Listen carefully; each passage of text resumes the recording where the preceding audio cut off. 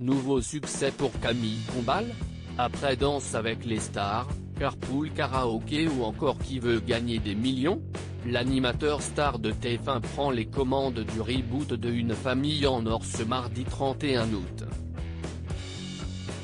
CIST TF1 qui avait la volonté de relancer Une famille en or. Ils m'ont sondé, j'ai accepté dans une version revue, avec la possibilité d'apporter beaucoup de nouveautés, a-t-il confié à CNOO. L'ex-chroniqueur de Touche pas à mon poste devra s'approprier la place de Patrick Roy qui a popularisé le jeu télévisé en France durant les années 1980 et 1990. Animateur de radio et de télévision, celui-ci a rendu son dernier souffle le 18 février 1993, au jeune âge de 40 ans. Patrick Roy a succombé à un cancer des os.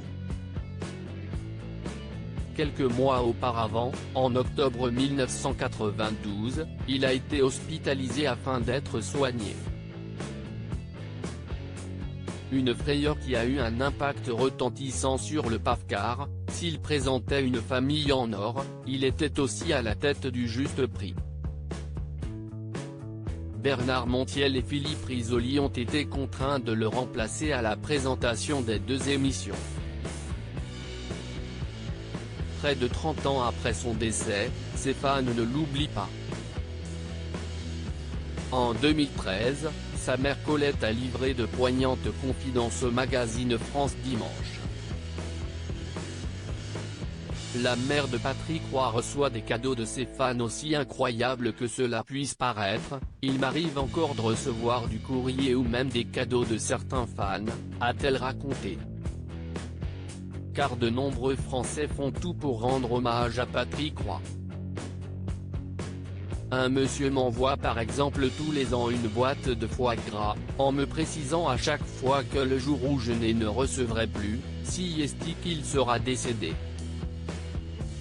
Et ajouté, je dois avouer que ça me fait plaisir, mais à choisir, je préférerais que Patrick soit encore vivant aujourd'hui.